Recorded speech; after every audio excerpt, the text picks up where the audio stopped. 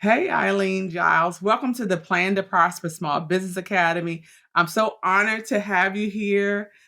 Today, the rumor on the street is that you're going to tell us about a client, a customer that many of us business owners are missing. Is that true? Is it true there's a big client out there that's hanging out there that needs businesses and we don't know about them? Is that possible? Yes, it is definitely possible. There's lots of opportunities out here in government contracts, but there are companies that who they just don't know what it takes or what you need to do to get into this field, and that's what I do. Awesome. So you got to start a little bit. Tell us who you are and what you do. So, my name is Ilene Giles. I am the GSA Proposal Maven. I am the CEO and president of GSA Proposal Maven Incorporated.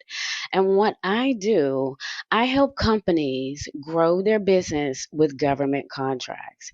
I am a former federal contract specialist of over 25 years, and I just stepped out once I resigned from the government. I noticed while I was in the government that there were a lot of companies that didn't know the ins and outs, how to get the government contracts, what's the next step, how do you qualify, how do you apply. So that's when I just said, you know what, I have the information that they need to get that business or get that those government contracts, and I just stepped out and started to do it on my So I own. am so excited. So first of all, let me apologize. I have known you for a few years and I have always called you Giles because I'm country from Petersburg, Virginia, but it's Giles. Yes, it's gals, but hey, I'm from the South myself, so it's no big deal. So first of all, so let's talk about what government we're talking about. We're talking about federal government. Federal Correct. government. Federal government. Yes, federal government. Contracts differ based on state, local, and federal government, but a lot of companies are trying to get into that federal government because the federal government basically buys just about any and everything. But you have to get out there and find out what it is and where you fit in. You have to get in where you fit in. So if I'm a company and I'm piqued by what you're saying, how do I know if I'm ready to even enter that space? Is there preparation that needs to be done before we even broach the subject as a business owner? Definitely. So before you jump into anything, you definitely have to do your due diligence by conducting some market research to see if the government offers what you sell. And the way to do that is several ways to do that, depending upon the type of government contract that you are interested in, or either depending on what type of service or product that you sell. So the generic way where everybody would go to is they could go to sam.gov and do research for opportunities. You can type in either the service or product that you sell in the search engine, or you could type in a NAX code if you're familiar with that. I'm Okay. very excited to hear about that, and I think that. So first, I want you to touch on a subject that's near and dear to my heart. Is that we have some business owners out there who believe that they can operate under the table, no accounting system, not paying federal taxes. Can you speak a little bit about that and just the mindset of what needs to be in place before we go to, because actually if you go to the federal government, they're paying you with tax dollars, so they kind of want people who pay taxes. So can you talk a little bit about that? I can't stress how important it is. If you are in business, you have to conduct yourself as a business, which means you have to register your company name.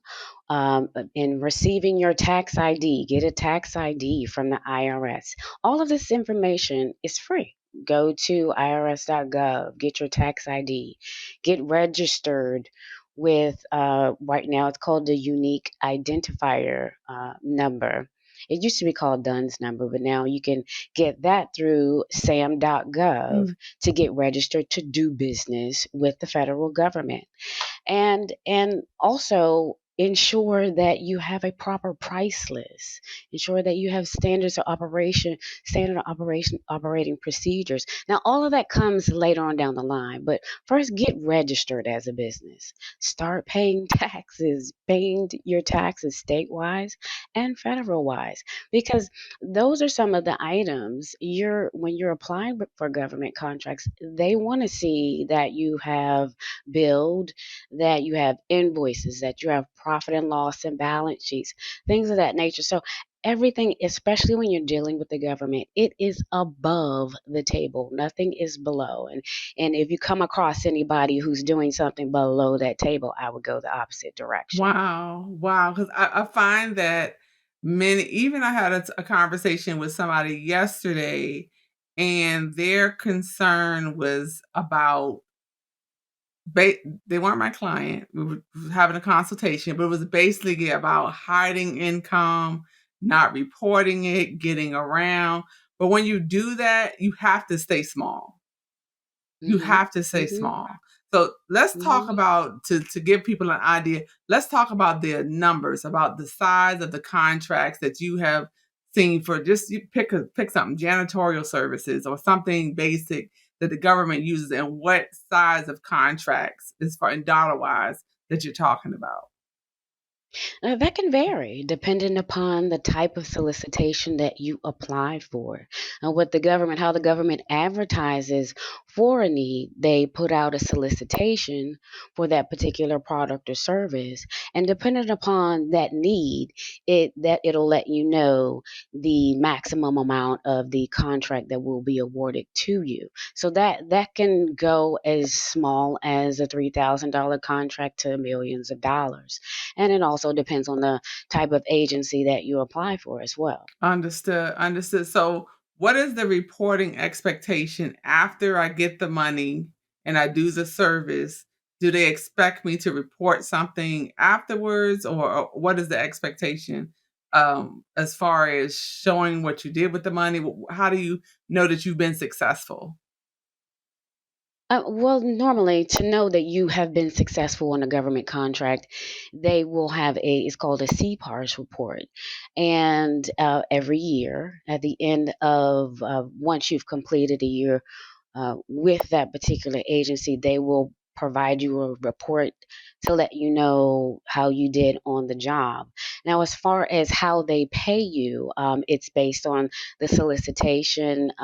They will give you a set amount of money to let you know, what the maximum amount or the minimum amount of that particular contract will be awarded. Once you've been awarded that contract, then you will have to bill them once a month for the service that you've agreed upon within that contract. So, and again, depending upon the agency, depending upon the solicitation, a lot of things goes into how you will be, or what amount you will be invoicing to them and be paid, and how often you will be paid, things of that nature. It's just like if you were on the corporate level. You go out and you negotiate the contract, and make a determination as to what the total amount is, how you be paid, what the invoice. It's the same way with the federal So government. a couple. So one thing I heard you say. So you have to have a billing system, some structure to be able to bill the government. Which you let in with. You have to have a pricing list and be clear about your services. So is it also that you're providing the services first, and then you're going to bill? It's a lag time. Yeah, 30 to 45 days later. So after you have completed the service, then you bill anytime between 30 to 45 days. And you do have to have, and I know a lot of companies starting out, they're small. They don't have the money for an accountant or accounting systems and things of that nature. But it's 2022. There are so many software products and subscriptions and things where you pay minimal amount Exactly, of some are money. free, yeah, I know, Yeah. Wave Apps is one that I recommend often that is free. It's very basic, but it would give you the structure for an accounting system, and you can build through it. You can build, Hmm. invoices through it. So there is no And excuse in 2022. none at all. And then also, so another good one is QuickBooks. So Yes, QuickBooks does that, and they have for smaller businesses, you pay a minimum amount of money per month, and they manage your profit and loss, balance sheets, your billing, anything that you choose. They have like a a la carte system. So you should not, if you have a company, you have to conduct yourself as though you have a company, you have a business. This is no more of the under the table or I'm doing you a favor, you do me a favor type of thing. You have to really have a business. exactly. And so you also need some kind of billing and I guess accounting history to be able to Hmm. present. So if you've done everything under, I do your hair, you cut my grass. If you've done everything by Hmm. barter, then there's nothing to show. So you Hmm. have to have a track record of That's delivering that right. product or service consistently over. Is it a period of time or is it? That's right. Well, like again, it all depends on what is in that Oh, gotcha. solicitation, and maybe the government, and that's what we call, what that's what the government calls as past performance. Mm. So you have to have some level of past performance. You have to have a record of you doing business. So representation of past performance would be copies of an agreement that you had with company XYZ previously. Pause. That How means there needs to be a how contract with your. You need to be acting like That's a right. business from day one. Got you. Go on. From day one. And it doesn't necessarily have to be government business, just business, period. And that you have a record of doing that or providing that particular product or service to that previous client, as well as have copies of invoices where you've billed to those clients for that product or service. That's how you create a past performance. So there is no government contract that they're out that it's out there right now that they're not requiring that you have some level of past performance. You're not just going to walk in and decide tomorrow, okay, I have a business and apply for a government contract with no representation, no information, no past performance, no experience. Well, who would hire anyone like that? So why would you believe that the federal government's going to do the same? Exactly. I think that it's important. The lesson I see here is that we treat our business as a business on day one. So before you even sell one thing, the widget, cut the whatever it is that you set up from the beginning. Because some people tell me they're not big enough to have an accounting system, or they've been paying stuff out the pocket, so they're mixing personal and business. You have to demonstrate that you are business and business minded. Yeah. Mhm. Because Mhm. what I would imagine is that, so if you're doing whatever service that you're doing, that when you get this contract, it will very likely be bigger than you've ever done before on a scale. So if you can't handle $1,000 and bill the person with an invoice, deliver on time, how can you do it with 10, 20, $50,000? And the government want that stuff. And it's so interesting that you would bring up that point. That's the reason why the government asks for that information to see, okay, what's your track record? What have you been doing? Who have you worked with that is similar to this particular type of contract that you're looking to for us to offer you? How does this relate? So that's how they make a decision. That's one of the reasons how they make a decision in if you're going to be awarded that particular contract. So and I'm going to ask you in a moment about your services. So when people come to you, do they already have the mindset, or do you have to work on mindset first? Like, are they Mm. ready to go? Most of the clients that I get are already ready to go. And what I'm starting to see now, a lot of clients are ready to go, but they don't keep up with their paperwork. They don't have proper invoices. Invoices don't match Mm. agreements. Tax ID, something may have expired. Oh, I didn't know. I didn't receive. Well, if you can't keep up with that, and you're coming to me to help you get this government contract, what do you think the government's going to say when they get this information? It's just, you have to be fiscally responsible for the company. And there is the plug for the Plan to Prosper Small Business Academy. This is what we teach you.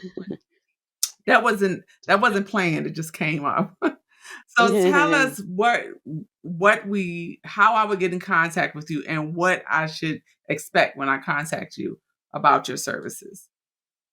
Okay, so in order to contact us, we you can either contact us by phone 877-302-3773, or you can view us at gsaproposalmaven.com. And you also, I'm on social media and all platforms at GSA Maven. And we'll provide all of your links and information. So what would we expect? So what's the walk me through like the beginning of what I could expect in my initial consultation with you? What should I bring? What should I have in front of me? So the first questions that I do ask in the consultation is, how long have you been in Mhm. business? I look for companies definitely who have been in business for at least 2 years. 2 years kind of gives you a small track record, but it is a track record that you can present. And it's enough of a track record to present to the federal government with your agreements, your past agreements, invoices, things of that nature, profit and loss and balance sheets. And then I will ask the second question. I will ask, well, what were your total sales for the two previous years? Understood. And yeah, yeah. And I understand it's starting off as a small company. A lot of times you don't always come out with the big money and the big bucks. It takes a lot of money to run the business in the beginning. But those are one of the questions. One of the questions that I do ask. How do you feel about consistency? Because I see, even in my business coaching, people who are jumping from thing to thing. Like they do travel today, they do hair. So talk to me about the long. I guess the business entity needs to be established, but also what you're doing. So you need to have some level of expertise in the field, or what do you suggest in that area? Well, nobody is a jack of all trades. You can't be experienced at anything if you're trying everything. I had someone come to me, and anything I said that the government is, oh, well, I do that. Oh, well, I do that. Well, nobody is a jack of all trades. And the government, and then they wonder, well, but I just don't understand how come I'm not able to get a government contract. Well, if I am a contract specialist working for the government, and I go and look at your SAM account and see that you have, 25, 50 NACS codes of all types of products and services that you provide. I would presume you really can't provide anything professionally. You can't do anything professionally when you're providing everything. How are you going to? You can't tell me that you're very experienced in 25 Correct. areas of the company. Correct. So, that would be an issue, a big red flag to the federal government. Maybe this is not the person So it's important that you that. find your area of genius and I too, when you focus in one area, you also get to more experience, different types of clients, different types of issues, problems you've solved, and that track record Mhm, is there. Because even in mhm, within one niche, there's a lot of experience. But like being an accountant, there's a lot of different areas within accounting. And mhm, I mhm, have a hard time sometimes with entrepreneurs who jump about. We can try a lot of things, but it has to be it has to be focused in some way, especially if we're going to grow and scale that thing into something bigger. mhm. Yeah, find your expertise. Find what you do best, and you will have a long track record of financial stability. You will always be in business if you find your expertise. Work on what you're good at, not what, where the money's at. A lot of times, just because the money's there doesn't mean you're good at it, and you may not be making the money. So are these primarily service contracts or are they products, goods and service goods? It combination of them all. Like I said, the government, they buy pretty much any and everything.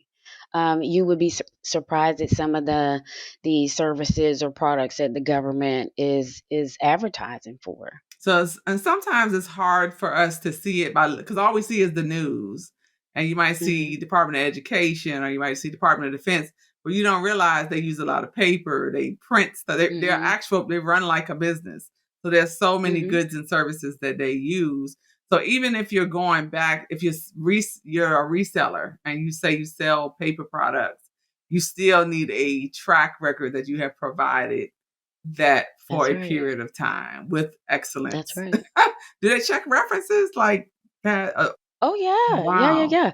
yeah. They will ask for references. And normally it's a typical three references of any past clients that you have had, and they'll give you a range, maybe within the past 2 years, past two. Well, some agencies will say they'll go as far as the past 5 years, Mm. but typically it goes anywhere from 2 to 3 years. Three references, a name, telephone number, email, the dollar amount of that particular award, and what you did. And a lot of times the government will follow up and call them and say, hey, look, XYZ just put in for this particular opportunity, and we're just verifying. So with your services, so you are coaching or walking your client through the process, or you're getting them ready. W- Are you there with them for how long? Are you there with them during the process?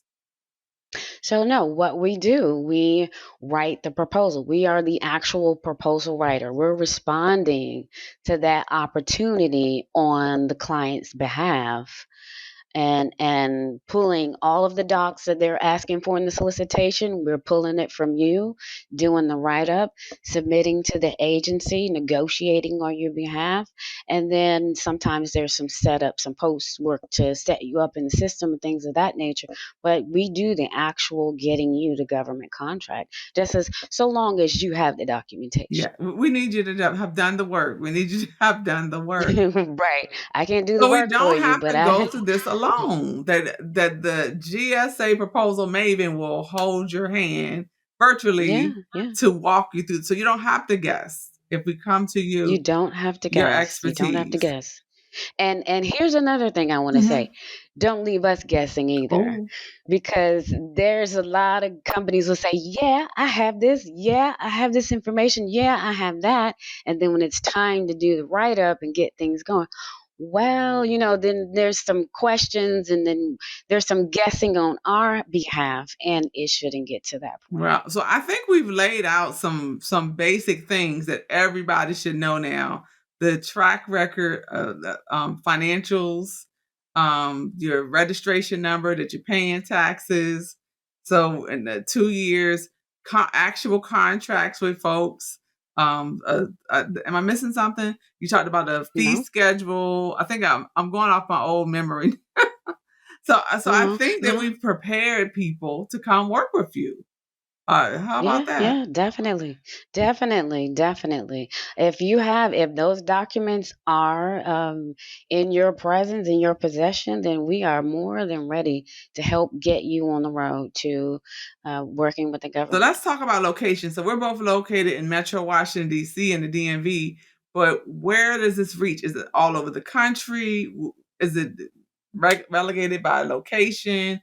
Where are these federal government contracts being executed? Within the United States. As long as you're within the United States, we can definitely help you get a government contract. And do you have to provide a service in your local area, or could you do it could it be a contract that has multiple locations? I know I'm getting Oh yeah, getting very definitely, technical. I just definitely. want to give people an idea of just how expansive this is, could be. Let's Yeah, as long as it's within the United States and you're offering it, definitely. So one thing that I have learned in dealing with the federal government, that the federal government does not buy anything, well, most things I should say, it's primarily by contract, and that those opportunities are available to anybody. And so I think you've expanded our horizon today to really to make Good. awareness that this is something that we should do. And even if it's a brand new entrepreneur starting off, that today they can start getting their financials before they even make $1. We That's name some right. tools, set up your stuff to prepare. Because what I believe, if you have not set the structure, it's like you are expecting rain, but you did not carry the umbrella. So That's I'm right. very excited. Is there anything else you want to share with us about the kinds of contracts or other things, interesting things that you have learned along the way in your career? Well, definitely. I'm glad you touched on the subject of conducting yourself as a business. That is a very important topic or important subject that I have been encountering since COVID with a lot of companies who are, since COVID started, everybody started a company, and then they believe, okay, I've started a company, I'm ready to do government contracts. So I'm so happy that you touched on that subject. Oh, that's good. Yeah, so there have been a lot of, but it's been how do I say this? It's been a lot of hustlers. And you can think what Exactly. you want about the federal government. I know we watch the news, we talk about Congress, but the operation of the government is about business. It's about business, It's and they mhm. they are very, very thorough. So if you think you're going to pull the wool over the government's eyes, wrong. It's wrong. You just want to make sure you're doing everything above board. That's excellent. Excellent advice. So I thank you for your time today. We're going to make sure all of your information, I know you're an author, you have so much information that's coming from you, so much wisdom, but we're going to make sure that we have all of your information in the show notes so people can reach out to you. I'm excited that we approach. I think we're going to have you come back for some special topics under there. So Okay, we great. got the folks started. So we set them on a journey. That means, hey, they starting to record their stuff, setting up contracts, and we'll have you come back in a few months or so, and we're gonna give them an update of what's the next step they could take. And maybe Wonderful. maybe if we have a listener that signs up with you, we can have a success story on how that went for them. Is that Sounds okay? good. I definitely look forward to it. I love helping companies learn and grow with government So contracts. here at the Plan to Prosper Small Business Academy, what we say is that we learn more so we can earn more. And I think that we've learned something that's going to help us earn some more, right? Definitely, We're recouping definitely. some tax dollars. Looks like our government at work. So thank you, Eileen, for joining us, and please come again. Thank you for having me.